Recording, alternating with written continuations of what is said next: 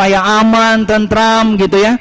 Puji Tuhan ya, sampai dengan kemarin tanggal 14 Februari bangsa kita dalam kondisi yang baik ya. Kita berdoa terus ya sampai nanti siapapun yang terpilih menjadi pemimpin, bahkan orang-orang yang menduduki di legislatif, biarlah orang-orang ini boleh menjadi orang-orang yang takut akan Tuhan. Biarlah orang-orang boleh melakukan amanah dengan baik sehingga benar-benar boleh memperhatikan rakyatnya. Amin ya. Dan bagian kita percaya bahwa firman Tuhan katakan hati raja seperti batang air di tangan Tuhan. Tuhan bisa mengarahkan kemana saja dia mau arahkan. Jadi siapapun pemimpin atas bangsa kita, kita percaya bahwa Tuhan sangat mudah untuk mengarahkan hatinya ya. Sangat gampang bagi Tuhan untuk mengarahkan orang-orang, karena semua yang ada di kolong langit ini ada di dalam kuasa Tuhan. Amin ya. Bagian kita gereja Tuhan, kita berdoa. Bagian kita gereja Tuhan, kita mendukung supaya benar-benar apa yang menjadi kerinduan kita, apa yang menjadi keinginan-keinginan kita boleh tergenapi atas bangsa kita. Satu hal kita bersyukur ya, boleh berjalan dengan baik ya. Kemarin saya pas jemput anak saya, kami ngobrol dengan sesama orang tua, dia sampaikan puji Tuhan baik-baik dan tidak seperti tahun-tahun sebelumnya juga yang penuh dengan, kadang-kadang saya merasakan di kantor saya saja dulu saya mendukung yang A, ada yang mendukung yang B, bisa-bisa kita tidak saling tegur karena merasa itu beda gap sudah. Tapi sekarang kita bersyukur aman tentram ya, tidak ada yang saling membenci, tidak ada yang saling ini, semuanya boleh berjalan dengan baik. Saya percaya ini semua karena doa-doa kita, saya percaya ini semua karena kita gereja Tuhan berdoa supaya ada aman, tentram terjadi di atas bangsa kita. Amin ya. Baik, jemaat Tuhan, kita mau minggu ini kita mau belajar satu kebenaran firman Tuhan. Tema kita adalah gereja memiliki nilai-nilai kerajaan Allah. Saya percaya bahwa tema ini bukan suatu yang baru buat setiap kita, tapi mungkin sudah sering kita dengar, bahkan mungkin sudah kita aplikasikan dalam kehidupan kita. Kita sudah membawa nilai-nilai kerajaan Allah di kampus kita. Kita sudah membawa nilai-nilai kerajaan Allah di sekolah kita. Kita sudah membawa nilai-nilai kerajaan Allah di tempat kita bekerja. Kita sudah membawa nilai-nilai kerajaan Allah di keluarga kita. Dan nilai-nilai kerajaan Allah ini boleh kita dapatkan saat kita bersekutu dengan Bapa, saat kita merenungkan firman Dia. Itulah yang mengubahkan kehidupan kita. Itulah yang membuat kita berubah dari kehidupan kita yang mungkin tidak baik, dari kehidupan kita mungkin yang beringas, dari kehidupan kita yang penuh dengan keangkuhan, dari kehidupan kita yang penuh dengan kesombongan. Tapi saat kita bersekutu dengan Dia, saat kita merenungkan firman Dia siang dan malam, kita mengalami pembaharuan, kita mengalami perubahan. Sehingga yang tadinya kita orang yang mungkin tidak peduli, tapi saat kita ada di dalam lingkungan di mana kita saat ini ada, kita peduli terhadap orang-orang di sekeliling kita. Kita memiliki belas kasihan, kita memiliki kerinduan supaya orang-orang, teman-teman di kantor kita, di tempat kita kuliah, mereka juga boleh mengalami Kristus. Saya percaya bahwa Tuhan mengubahkan kita hari lepas hari. Di bulan ini kita diingatkan Bapak Ibu Saudara-saudariku tentang visi. Saya percaya bahwa setiap Bapak Ibu Saudara-saudariku sudah sangat memahami dan disampaikan oleh pemimpin kita bahwa setiap kita harus memiliki satu tujuan. Visi berbicara tentang tujuan. Dan minggu kedua kita diingatkan kembali tentang misi. Misi adalah bagaimana cara kita untuk mencapai tujuan itu. Ya. Bagaimana kita boleh mencapai tujuan yang Tuhan berikan, tujuan yang mungkin pemimpin berikan, bahkan di tempat kita bekerja sekalipun. Ya, saya dulu bekerja di salah satu perbankan swasta. Kami memiliki satu visi, memiliki satu tujuan. Bahwa tempat di mana saya bekerja memiliki visi, dia katakan bahwa perusahaan ini akan menjadi lembaga keuangan yang terbesar di seluruh Indonesia. Itulah menjadi visi yang disampaikan kepada semua karyawan. disampaikan kepada setiap kita bahwa inilah tujuan daripada perusahaan ini, menjadi lembaga keuangan yang terbesar dan terhormat, yang terbaik di seluruh Indonesia. Itulah menjadi visi. Saya tahu mungkin perusahaan-perusahaan bahkan tempat Bapak Ibu saudara-saudariku bekerja juga memiliki satu tujuan. Ya, saya sampaikan kemarin di Komsel, mungkin kalau seandainya istri saya ada di dunia kesehatan, bahkan di lingkup puskesmas sekalipun memiliki satu tujuan, supaya semua warga yang di bawah puskesmas ini adalah orang-orang yang sehat, adalah orang-orang yang semuanya sehat. Dan bagaimana caranya tujuan itu boleh tercapai? Waktu kami di tempat saya bekerja, kami pasti memberikan suatu pelayanan yang terbaik. Kami pasti memberikan suatu nilai-nilai yang terbaik sehingga orang boleh melihat ini adalah satu lembaga keuangan yang baik. Di dalam dunia kesehatan juga seperti itu. Diperhatikan masyarakat, diperhatikan kesehatannya, diperhatikan gizinya. Sehingga apa yang menjadi tujuan ini boleh tercapai. Masih ingat semuanya apa yang menjadi visi daripada gereja kita?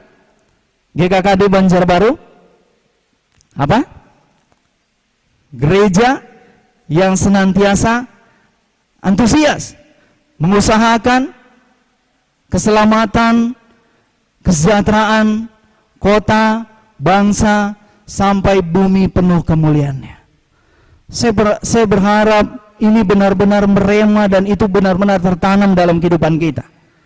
Sehingga apa yang diberikan, diimpartasikan oleh pemimpin kepada setiap kita, kita boleh menangkap bahwa gereja ini memiliki satu tujuan, supaya semua orang yang ada di kota kami boleh mengalami keselamatan, boleh mengalami kesejahteraan. Dalam lingkup kecil lagi, semua orang yang ada di tempat saya bekerja, mereka boleh mengalami keselamatan, mereka boleh mengalami kesejahteraan.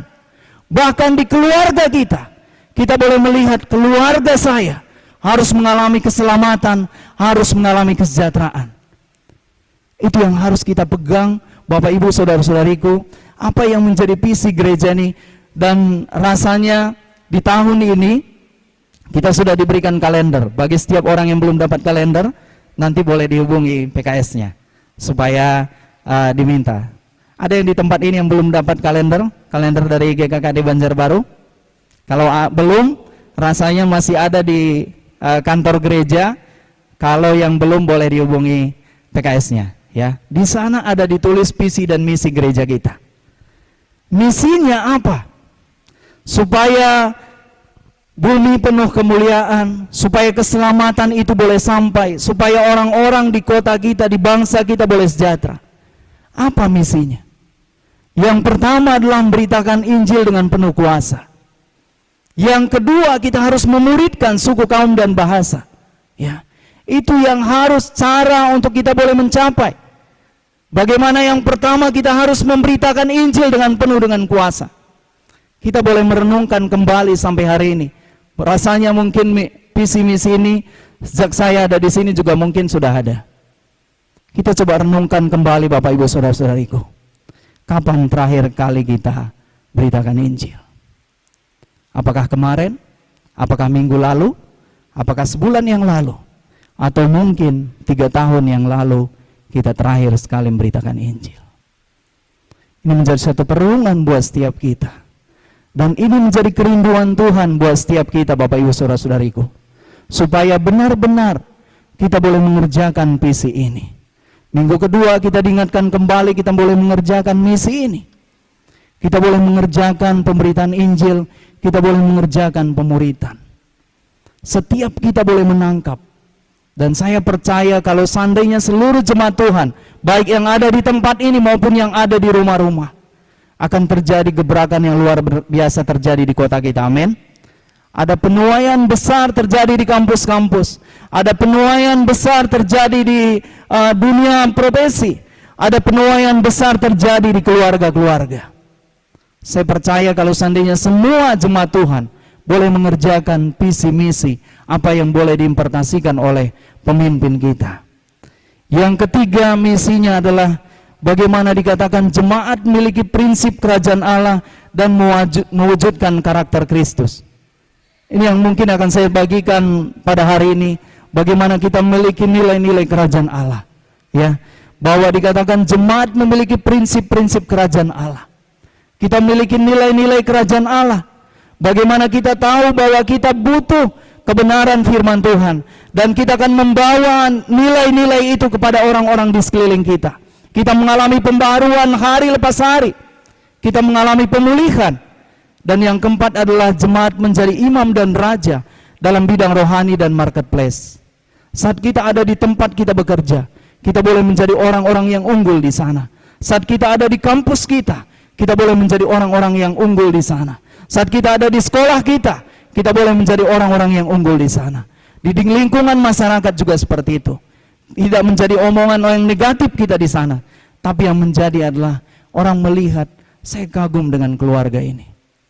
Bagaimana cara-cara mereka hidup, bagaimana mereka mendidik, bagaimana mereka mungkin menata halaman mereka, bagaimana mereka mendandani semuanya. Tidak ada anak-anak Tuhan yang mungkin tidak peduli terhadap halaman rumahnya, amin. Ya, mau rumputnya selutut kah, sepinggang kah, santai saja. Bagaimana kita bisa mengubahkan? Ada satu klip yang saya pernah baca, ya, yang saya lihat dikatakan, kalau kamu mau mengubahkan dunia, ya, rapikan dulu tempat tidurmu, sehingga waktu kami akan kembali pulang ke tempat tidurmu, kamu akan melihat ada satu pengharapan yang luar biasa, karena mau tidur lagi tempat tidurnya sudah rapi. Jangan sampai kita bilang kita mau mengubahkan dunia, kami mau supaya Banjarbaru penuh kemuliaan Tuhan, tapi merapikan tempat tidur juga kita malas. Ya, di mana nilai-nilai kerajaan Allah? Di mana karakter kerajaan Allah di sana? Ya, dikatakan bahwa kita menjadi imam dan raja. Yang terakhir adalah misi kita adalah melahirkan gereja-gereja yang baru. Kalau seandainya gereja kita mungkin dia buka cabang yang baru, tapi kalau kita, bagaimana kita melahirkan gereja yang baru? Gereja tidak berbicara tentang gedung, gereja tidak berbicara tentang segala sesuatu, tapi gereja berbicara tentang pribadi yang menerima Yesus sebagai Tuhan dan Juru Selamatnya secara pribadi. Ya. Saat ada orang terima Tuhan Yesus, saat ada orang lahir baru, kita sudah melahirkan gereja yang baru. Saya adalah gereja, Bapak Ibu Saudara-saudariku adalah gereja. Dan dimanapun kita berada, kita adalah menjadi gereja-gereja yang hadir dimanapun kita ini. Tidak mesti kita dibatasi oleh gedung, bahwa gereja GKKD, oh gedungnya di mana. Tapi setiap kita adalah gereja Tuhan. Dan saat kita melayani, memberitakan Injil, kita sedang mengembangkan satu gereja-gereja baru. Amin, Bapak Ibu. Semuanya mau kita mengerjakan visi dan misi, ya. Dua minggu sudah kita lalui. Pemimpin kita sudah mengimplementasikan bagaimana kita hidup dalam visi, bagaimana kita mengerjakan dan melakukan. Bahkan mungkin di Komsel pun sudah diulangi kembali. Kita sudah renungkan bersama-sama. Kita rindu supaya setiap kita boleh mengerjakan apa yang menjadi. Dan sampai hari ini Bapak Ibu Saudara-saudariku, saya tangkap dulu waktu saya di Bandung, saya menangkap apa yang menjadi visi ini, dan sampai hari ini saya masuk dalam visi itu. Bahkan waktu kuliah saya mengarahkan hidup saya bahwa saya harus mengerjakan visi. Saya tidak hanya waktu masuk kuliah saya berpikir bahwa saya akan menjadi orang yang pintar saja di sini. Sebelum menangkap visi mungkin pemikiran saya seperti itu Bapak Ibu Saudara-saudariku. Ya, saya hanya berpikir bagaimana saya menyelesaikan kuliah di tempat ini sehingga saya bekerja, saya berumah tangga, saya punya kekayaan dan saya menikmati, saya punya anak sampai besar, saya membesarkan anak saya. Tapi saat menangkap visi tidak hanya seperti itu. Waktu ada di kampus, memiliki suatu pemikiran kehadiran saya di kampus ini, saya harus memuridkan orang-orang yang ada di kampus ini. Waktu ada di tempat bekerja, juga seperti itu Bapak Ibu Saudara-saudariku. Saya membawa warna, saya membawa nilai-nilai kerajaan Allah ke tempat saya bekerja ini. Saya tidak hanya mencari nafkah di sini, saya tidak hanya mengejar jabatan di sini, tapi saya harus membawa nilai-nilai kerajaan Allah sehingga orang boleh melihat ada pribadi ilahi yang mungkin orang tidak pernah kenal. Saya mungkin pernah membagikan ke Bapak Ibu Saudara-saudariku di tempat ini. Ada satu orang teman saya, dia sampaikan bahwa dia memiliki satu image yang tidak baik terhadap orang percaya. Dia katakan orang percaya itu, mungkin dia diajarkan orang percaya itu bau karena suka makan babi. Orang percaya itu orangnya garang gitu ya. Itu yang dia sampaikan. Tapi waktu dia ketemu dengan saya bersama-sama kami satu kantor, dia bilang ternyata apa yang disampaikan oleh guru saya, ternyata tidak saya dapati di dalam Bapak. Bapak ternyata orang baik. Ya. Mungkin ada orang-orang seperti itu Bapak Ibu saudara-saudariku yang ada di sekeliling kita. Yang mereka tetangga-tetangga kita, teman-teman kita kuliah, teman-teman kita kampus, bahkan orang tempat kita bekerja. Mereka mungkin belum pernah ketemu dengan orang percaya. Tapi saat kita hadir di sana, mereka boleh mengenal kita. Ya.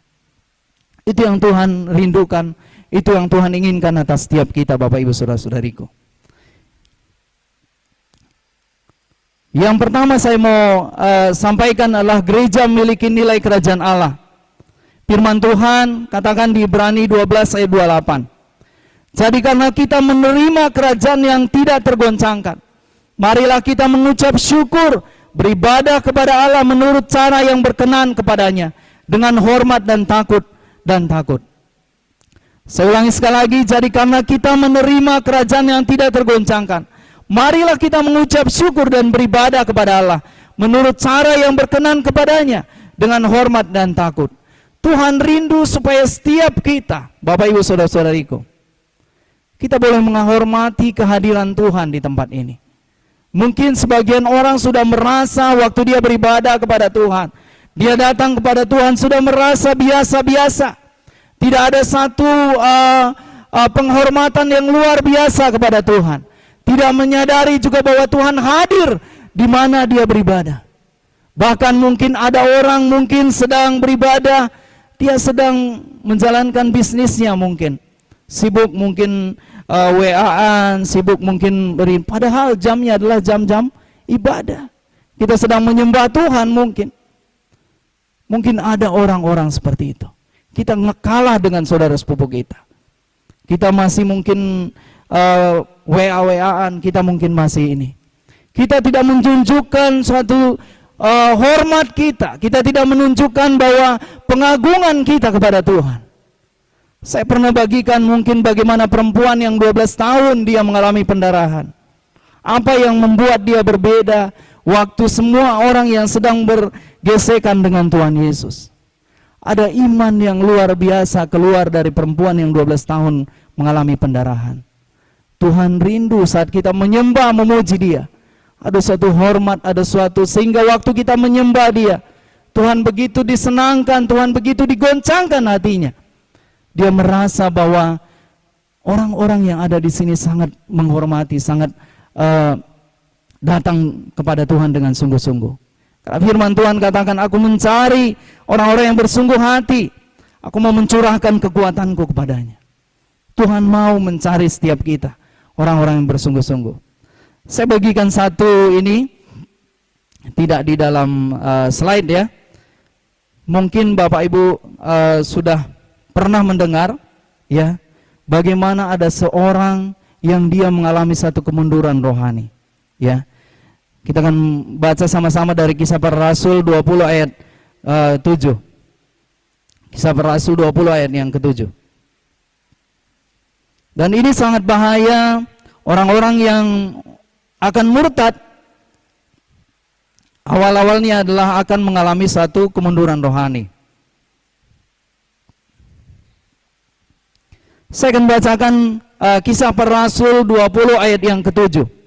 Dikatakan, pada hari pertama dalam minggu itu, ketika kami berkumpul untuk memecah-mecahkan roti, Paulus berbicara dengan saudara-saudara di situ, karena ia bermaksud untuk berangkat pada keesokan harinya. Pembicaraan itu berlangsung sampai dengan tengah malam. Ini Paulus mau pergi. Ya, mungkin kalau seandainya kita di sini ada kunjungan Bang Leo mau pergi besok nih. Jadi dikumpulkan semua jemaat inti mungkin. Dikumpulkan semua sel inti. Bang Leo sampaikan, aku mau berbicara kepada sel inti ini. Demikian juga Paulus mungkin pada waktu itu dia kumpulkan semuanya. Saya mau berbicara kepada semua orang-orang di sini. Ada pesan mungkin yang mau disampaikan oleh Paulus. Tapi apa yang terjadi di ruangan atas di mana kami berkumpul, dinyalakan banyak lampu. lampu itu begitu terang di sana, tidak sedang redup-redup, tidak gelap. Tapi di ayat 9 dikatakan seorang muda bernama Eutikus duduk di jendela. Dia tidak duduk di tengah-tengah gedung, tapi dia mulai nyender-nyender di jendela. Dia mulai duduk-duduk di jendela. Orang lain semuanya mungkin sedang ada di tengah, tapi Eutikus dia mulai duduk-duduk di pinggir jendela. Dia mulai sambil merenung-renung, mungkin tidak sedang memikirkan apa yang sedang ini. Dia mulai di pinggir-pinggir.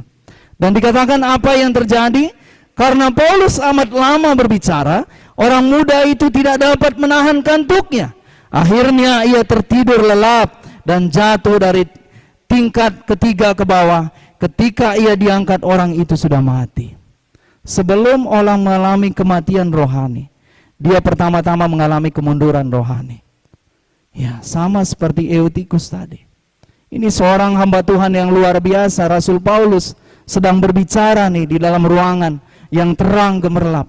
Ya, dia pura-pura mungkin ke pinggir, dia ke jendela, tidak mau lagi mendengar. Apa sih Paulus ini impartasi ini terus, mungkin ya, menyampaikan nasihat terus, mungkin seperti itu.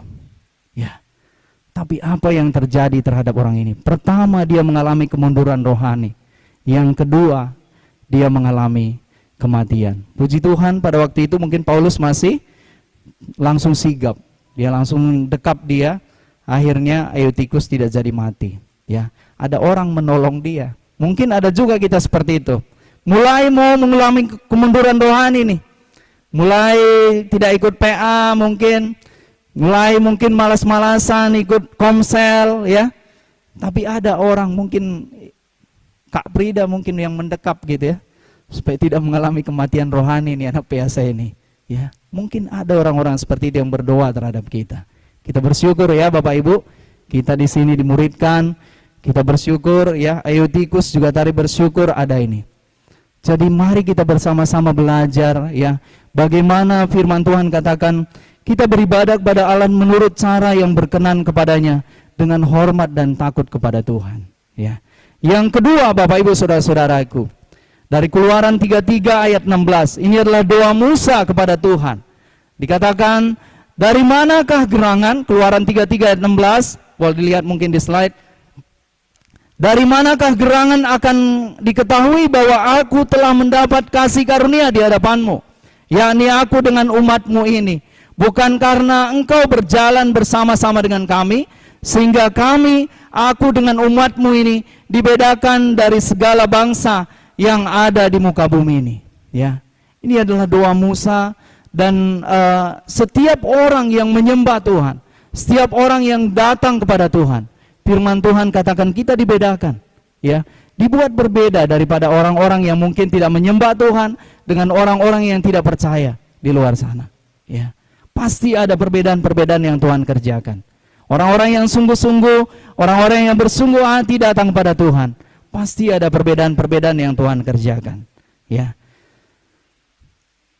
Yang berikutnya Bapak Ibu Saudara-saudariku, saya akan sampaikan bagaimana nilai-nilai kerajaan Allah, ya, yang harus kita lakukan dalam kehidupan kita.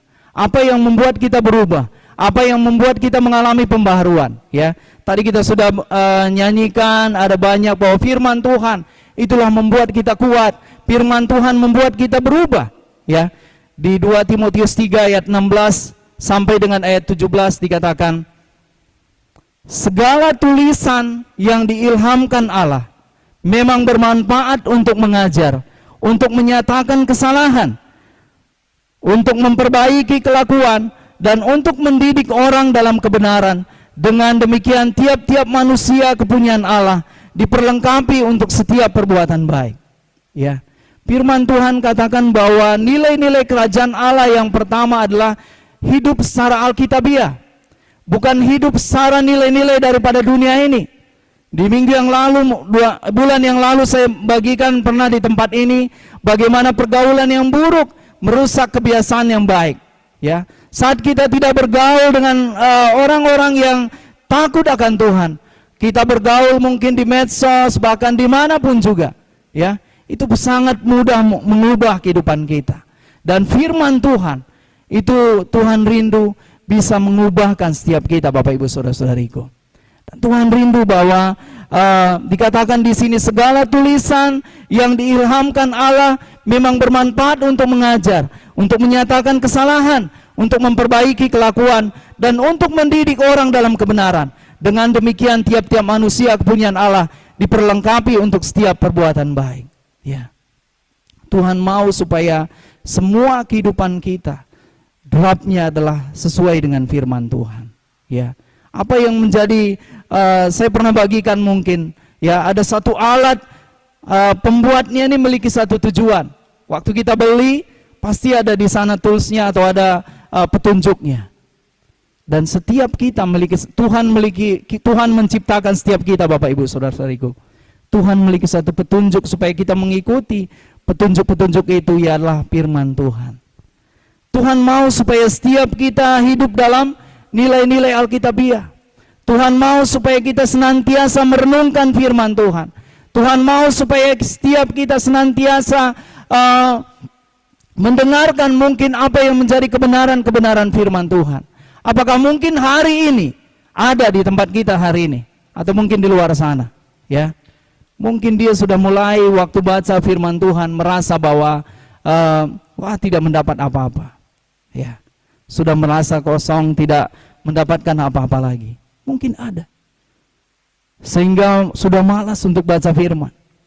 Tidak bergairah lagi untuk baca firman. Tidak bergairah lagi untuk baca kebenaran firman Tuhan. Mungkin ada sudah seperti itu, ya.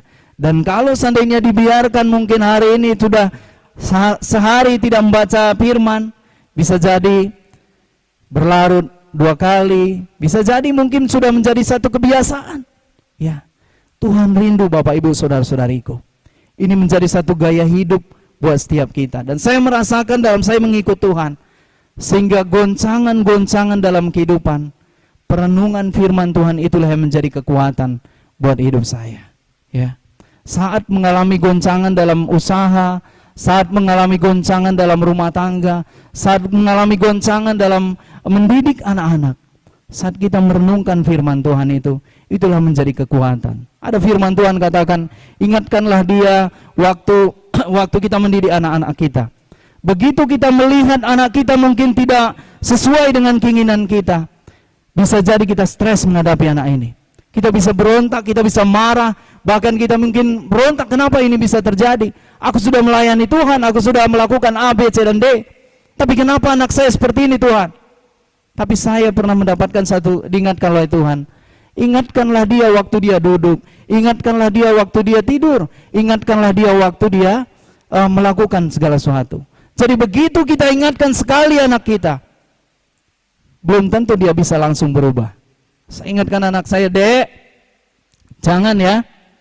Belum tentu dia langsung besok udah baik hidupnya. Tapi firman Tuhan katakan berulang-ulang kita mengingatkan. Itulah menjadi kekuatan kita. Sehingga saya merenungkan firman itu, oh ya, yes. Saya tidak berputus asa mendidik anak saya. Saya tidak berputus asa menghadapi proses pertumbuhan anak saya. Karena firman Tuhan, ingatkanlah dia berulang-ulang. Waktu dia tidur, waktu dia ini, ingatkan terus. Ya, jangan seperti ini. Sampai nanti mungkin dia selesai. Ya, bagian kita adalah mengingatkan. Kalau seandainya kita tidak pegang firman Tuhan, saat mungkin kita mengalami kondisi dalam pekerjaan kita, kondisi dalam keluarga kita, kondisi dalam studi kita, kalau kita tidak merenungkan firman Tuhan, bisa jadi kita stres meninggalkan Tuhan. Lebih baik di luar sana teman saya yang tidak ikut Tuhan juga baik-baik saja hidupnya. Tapi saat kita merenungkan, saat kita melekat ada nilai-nilai kebenaran firman Tuhan, itu mengubahkan seluruh kehidupan kita. Cara pandang kita diubahkan. Ya, saya berharap di tempat ini adalah orang-orang yang senantiasa antusias merenungkan firman Tuhan. Amin.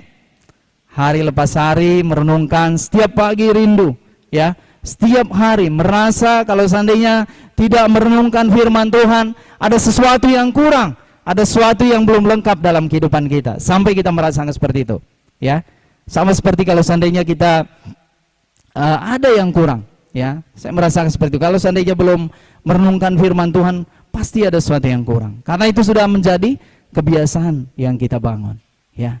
Tapi kalau ada orang yang merasa biasa-biasa saja, Mulai hari ini bertobat, Bapak Ibu Saudara-saudariku. Mulai besok bangunlah disiplin. Karena tidak mungkin kita mengalami pembaharuan, tidak mungkin kita mengalami perubahan kalau kita tidak merenungkan firman Tuhan. Tadi firman Tuhan katakan segala tulisan yang diilhamkan Allah, suatu perkataan yang diilhamkan Allah, yang ditulis. Bersyukur hari ini kita punya Alkitab, bermanfaat untuk mengajar kita, untuk menyatakan kesalahan kita, untuk memperbaiki kelakuan kita, dan untuk mendidik orang-orang dalam kebenaran. Kebenaran itu Tuhan mau supaya mendidik kita sesuai dengan rencana Tuhan. Dan tiap-tiap manusia kepunyaan Allah diperlengkapi untuk setiap perbuatan baik. Ya. Nilai kerajaan Allah yang kedua, Bapak Ibu Saudara-saudariku, kekeluargaan. Dikatakan di sini di Efesus 2 ayat 19. Demikianlah kamu bukan lagi orang asing dan pendatang, melainkan kawanan swarga dari orang-orang kudus dan anggota keluarga Allah. Ada yang merasa di tempat ini belum menjadi anggota keluarga Allah di tempat ini? Ada? Saya pertama sekali datang ke kota ini, saya tidak kangen sama keluarga saya yang ada di Jawa dan ada di Medan. Kenapa? Karena saya merasakan ada keluarga baru saya, ada komunitas ada di sini. Mereka membantu saya, teman-teman yang ada di sini membantu saya. Sudah menjadi keluarga. Dan saya pun, bagaimana sih sebenarnya di dalam keluarga? Saya coba tadi renungkan, dalam keluarga ini, kalau seandainya saya butuh bantuan ke keluarga saya, sungkan nggak kira-kira saya menyampaikan kepada keluarga saya? Kira-kira sungkan nggak? Saya pasti apapun persoalan saya, apapun masalah saya, bahkan masalah anak-anak saya, masalah ini, saya akan cerita ke keluarga saya. Cerita nggak kira-kira saya? Saudara-saudari cerita nggak ke keluarga kira-kira? Atau diam-diam aja, takut ngerepotin abang saya, takut ngerepotin kakak saya, takut ngerepotin adik saya. Ada nggak sikap kita seperti itu? Kalau kita membangun suatu keluarga Allah di tempat ini, saya percaya bahwa tidak ada lagi hal-hal seperti itu. Dan saya, kalau seandainya saya tidak bisa jemput anak saya tidak sungkan hubungin Kak Pasti. Kak, bisakah titip anak-anak? Kenapa? Karena saya merasa dia keluarga. Saya merasa keluarga Allah di sini. Saya menghubungi Bu Guru Prida. Prida, bisa nggak minta tolong ambilkan anak saya? Iya bang. Elsa juga sering saya repotin. Kenapa saya berani minta tolong kepada orang-orang ini? Karena saya merasa mereka ini adalah keluarga saya. Saya merasa kakak saya jauh di Bandung sana, kakak saya jauh di sana. Tapi saya punya keluarga rohani di sini. Dan saya tidak sungkan sedikit pun. Apapun kondisi, saya cerita. Istri saya jatuh pada waktu itu, saya cerita kepada Kak Pasti. Kak, dukung doa, istri saya lagi ini, kondisinya seperti itu. Apa yang bisa kami bantu? Terkadang masih ada terjadi dalam gereja Tuhan seperti itu, sungkan. Ya, mari kita bangun satu hubungan keluarga yang baik dalam rumah rohani kita, amin. Ya, ini adalah nilai-nilai kerajaan Allah yang bisa kita bangun. Sehingga kalau terjadi hal seperti itu di dalam rumah rohani kita, kira-kira kita bisa membawa hal yang positif keluar sana enggak, saudara-saudariku? Kita bisa memperhatikan, kita bisa merelakan. Saya bilang tadi kepada istri saya, saat anak-anak ini boleh merasakan kasih di dalam rumah ini, dia akan membawa kasih keluar sana. Tapi saat anak-anak ini mengalami keberingasan di dalam rumah ini, dia akan menjadi orang yang beringas di luar sana. Di mana mereka dibentuk? Di keluarga. Saat anak-anak ini merasakan perhatian di dalam rumah ini, dia akan perhatikan orang-orang di luar sana. Tapi kalau seandainya dia tidak pernah diperhatikan di dalam rumah ini, dia akan susah memperhatikan orang di luar sana. Ya, mari kita bangun nilai yang kedua. Nilai kerajaan Allah adalah nilai kekeluargaan. Yang pertama tadi adalah nilai Alkitabiah. Yang kedua adalah nilai kekeluargaan. Yang ketiga, nilai kerajaan Allah seperti apa yang kita bangun, saudara-saudariku? Kita bangun nilai hubungan. Ya. Dikatakan Yohanes 13 ayat 34 sampai 35. Aku memberikan perintah baru kepadamu. yaitu supaya kamu saling mengasihi, sama seperti aku telah mengasihi kamu. Demikian pula kamu harus saling mengasihi. Dengan demikian semua orang akan tahu bahwa kamu adalah murid-muridku, yaitu jikalau kamu saling mengasihi. Ada kasih mesra yang terjadi di dalam rumah rohani kita, amin. Ya, nilai kerajaan Allah yang kita bangun adalah kita saling mengasihi, ada satu kebersamaan. Ya, tidak ada gap-gapan, tidak ada satu serang menyerang. Tapi ada kita melihat bahwa segala kekurangan saudara-saudari kita, dia juga adalah orang yang sedang bertumbuh. Dia adalah orang yang sedang diproses oleh Tuhan. Kita tidak melihat bahwa dia adalah orang yang sudah sempurna, tidak. Tapi segala sesuatu ada kasih yang kita bangun. Sehingga saat kasih itu luar biasa terjadi, itu akan bisa kita impartasikan keluar sana. Dikatakan bahwa kamu adalah murid-muridku. Dengan demikian semua orang akan tahu. Jadi saat kita saling mengasihi, keluarga Allah, rumah rohani terbangun kasih yang mesra. Orang-orang di luar sana akan melihat, saya senang tinggal di dalam rumah rohani ini, karena terbangun satu kasih yang mesra, saling perhatikan. Ya, saya mungkin tidak terlalu mengenal Anrijal, ya. Dia dari pelayanan mahasiswa, saya bukan ada ini juga. Tapi waktu dia operasi, saya sampaikan ke istri saya, Ma, saya tungguin dia operasi. Karena saya mengingat pada waktu itu, waktu istri saya operasi, saya sendiri, hati saya gundah. Dan dijanjikan 45 menit operasi, ternyata mulai jam 8:30 sudah masuk dalam bayangan saya, 9:30 akan keluar dari ruangan. Tapi sampai jam 12 nggak keluar-keluar. Apa yang terjadi? Dan anak-anak saya sudah gelisah gitu ya.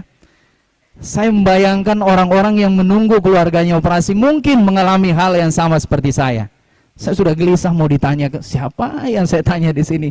Saya bolak-balik ke sana kemari situ, tapi kok nggak keluar-keluar. Saya lihat ke sana ada nggak tanda-tanda, lain orangnya, lain ini, ada perempuan yang ini, sekali saya lihat, oh lain juga orangnya. Bayangan saya udah macam-macam. Apa jangan-jangan dia dioperasi seperti apa tadi ini? Nah, sehingga saya bilang sama istri saya, Ma, saya datang ke rumah sakit, saya dampingi dia.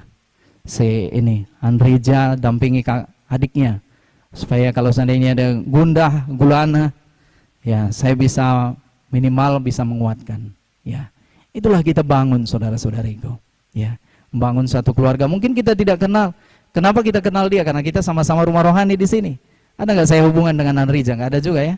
Ya sama-sama dari Medan sih, tapi nggak kenal juga. Tapi saya begitu bisa memperhatikan dia, saya mengasihi, saya investasikan waktu saya. Kenapa? Karena kita ada dalam satu rumah rohani. Ya, ada satu hubungan. Mungkin yang lain juga seperti itu. Ya, ini salah satu contoh. Ya, yang lain juga kita lakukan seperti itu, saudara-saudariku. Terus nilai kerajaan Allah yang keempat adalah kekudusan. Ya, kita bangun kekudusan. Tanpa kekudusan, orang tidak bisa melihat kemuliaan Tuhan. Dalam 2 Korintus 7 ayat yang pertama dikatakan, saudara-saudaraku yang kekasih, karena kita sekarang memiliki janji itu, marilah kita menyucikan diri kita dari semua pencemaran jasmani dan rohani, dan dengan demikian menyempurnakan kekudusan kita dalam takut akan Allah. Kita harus hidup dalam kekudusan Allah, saudara-saudariku. Ya, bagaimana kita bisa membawa nilai-nilai kerajaan Allah ke dunia ini kalau seandainya kita belum hidup dalam kekudusan Allah? Kita mungkin masih orangnya suka merepet gitu ya, masih suka sedikit orang ini emosi, sedikit orang ini nggak sabar gitu ya, masih suka bergosip, masih suka macam-macam. Kita hidup bahkan mungkin macam-macam ketidakkudusan yang masih kita lakukan. Bagaimana kita bisa membawa nilai-nilai kerajaan Allah? Dan Tuhan mau dalam nilai yang keempat adalah kita hidup dalam kekudusan Allah. Tidak ada yang lain yang bisa menguduskan kita, adalah hanya Kristus. Ya. Dan kita membangun satu pergaulan, membangun semuanya, sehingga kita dalam hidup kekudusan Allah. Bisa nggak? Beberapa waktu yang lalu saya sudah sampaikan, orang tidak ketahuan, dia bisa melayani, bisa.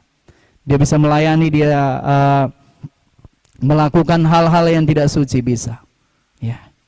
Mungkin tidak ada yang tahu, hanya dia yang tahu dengan Tuhan dan iblis ya, hanya bertiga yang tahu.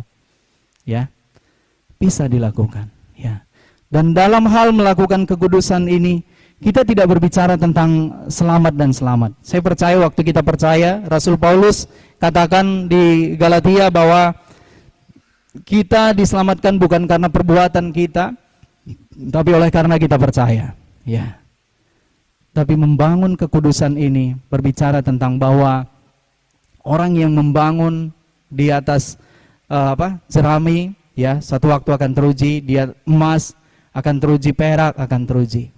Kita mau bagaimana supaya kehadiran kita di tengah-tengah dunia ini boleh membawa kehadiran Allah, sehingga kita boleh menjaga kekudusan kita.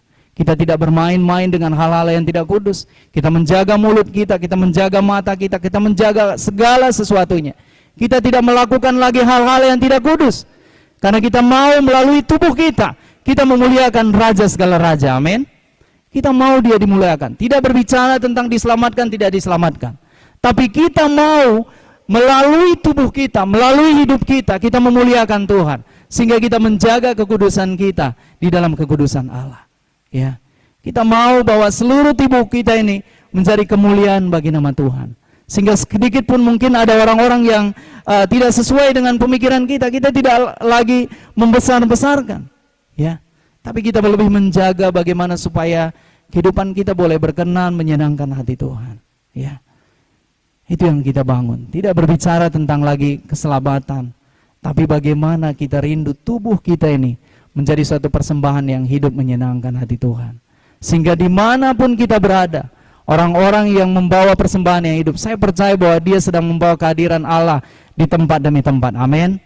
Orang-orang yang menjaga hidupnya dalam kekudusan Allah, waktu dia ada di tempat dia bekerja, saya percaya bahwa dia akan membawa kehadiran Allah di sana. Waktu ada dia hidup dalam kekudusan Allah, waktu dia ada di kampus dia, saya percaya bahwa dia sedang membawa kehadiran Allah di sana. Amin. Itu yang Tuhan ini. Karena kita tidak perlu lagi mungkin nyanyi, tapi Tuhan sudah melihat waktu kita hadir aja di kampus kita sudah menjadi bau yang harum bagi Tuhan. Karena orang ini adalah orang yang hidup dalam kekudusan Allah. Ya, itu adalah nilai yang keempat yang kita bangun. Yang terakhir, Bapak Ibu Saudara-saudariku, nilai kerajaan Allah yang terakhir adalah tidak dapat dihentikan. Ya, biarlah setiap kita, orang-orang, apapun kondisinya, apapun keadaannya, kita tidak menjadi orang-orang yang dapat dihentikan. Firman Tuhan katakan, Amsal 24 ayat 16, saya bacakan dengan cepat karena waktunya sudah ini. Tidak dapat dihentikan, sebab 7 kali orang benar jatuh, namun ia bangun kembali. Tetapi orang fasik akan roboh dalam bencana. Apa yang dikatakan? Sebab 7 kali orang benar jatuh, namun ia bangun kembali.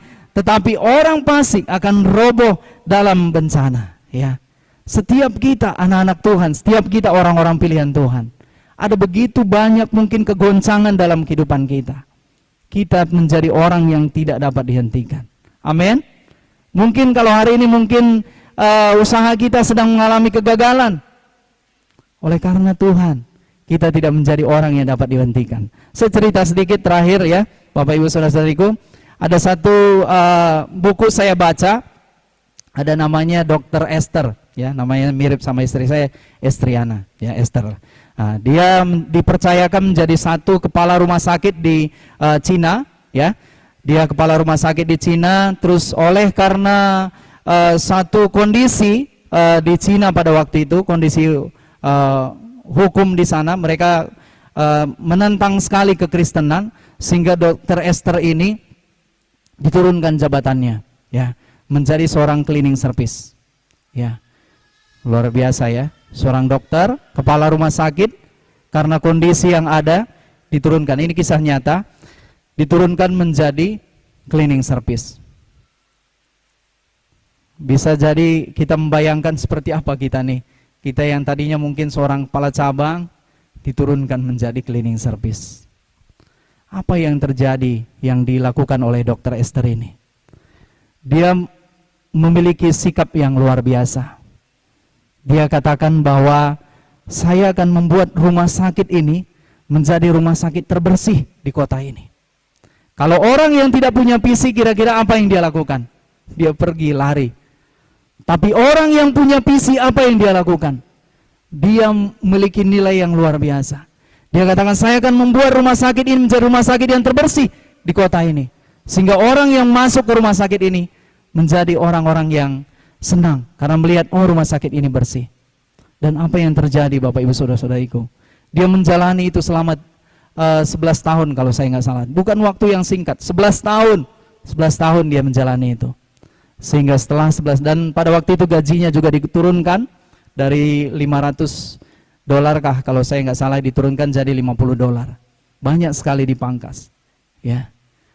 Tapi apa yang orang yang punya visi ini, dia tidak berhenti sedikit pun juga. Dia tidak menjadi orang yang dapat dihentikan. Tapi dia terus maju, dia terus melangkah, dan dia terus melakukan yang terbaik dalam kehidupan dia. Sehingga setelah 11 tahun, ada perubahan pemerintahan di sana. Orang percaya tidak terlalu dipermasalahkan. Dia kembalikan semua apa yang menjadi hak-haknya dia. Dia kembali kepada dia menjadi kepala rumah sakit di sana. Bahkan gaji-gaji dia yang dipotong selama ini dibayarkan kembali. Selama 11 tahun. Luar biasa. Tidak sedikit orang mungkin bisa bertahan. Tapi orang yang memiliki visi, dia akan bertahan. Amin. Kita menjadi orang yang tidak dapat dihentikan. Sekalipun mungkin ada kegoncangan dalam kehidupan kita. Ada kegoncangan dalam kesehatan kita, ada kegoncangan dalam keluarga kita, ada kegoncangan dalam keuangan kita, ada kegoncangan dalam studi kita. Tapi karena kita memiliki visi, kita menjadi orang yang tidak dapat dihentikan. Ya. Yang terakhir Bapak Ibu Saudara-saudariku, sekali lagi, terakhir terus nih, papanya Kesia nih orang. Nilai-nilai kerajaan Allah, ya, sorry. Yang terakhir, memanifestasikan dan menghadirkan kerajaan Allah, kerajaan sorga di bumi. Ya, Matius 6 ayat 9 sampai 10. Ini doa Bapa kami. Karena itu berdoalah demikian. Bapa kami yang di sorga, dikuduskanlah namamu. Datanglah kerajaanmu, jadilah kehendakmu di bumi seperti di sorga. Saat kita hidup dalam nilai-nilai kerajaan Allah, Bapak Ibu Saudara-saudariku, kita sedang membawa kerajaan Allah ke muka bumi ini. Ya. Saat kita membawa nilai-nilai kerajaan Allah, kita sedang membawa kehadiran Allah dimanapun kita ada saat ini. Orang bisa melihat apa yang membuat kita nilai-nilai kerajaan Allah. Kita tadi sudah melihat kita hidup dalam kekudusan Allah. Kita hidup dalam Alkitabiah. Kita menjadi orang yang tidak dapat dihentikan. Kita menjadi membangun satu kekeluargaan. Kita membangun nilai-nilai kebersamaan. Ya, ada 5 tadi yang saya sampaikan. Mudah-mudahan bisa ditangkap. Itu saja. Ya, kita datang pada Tuhan.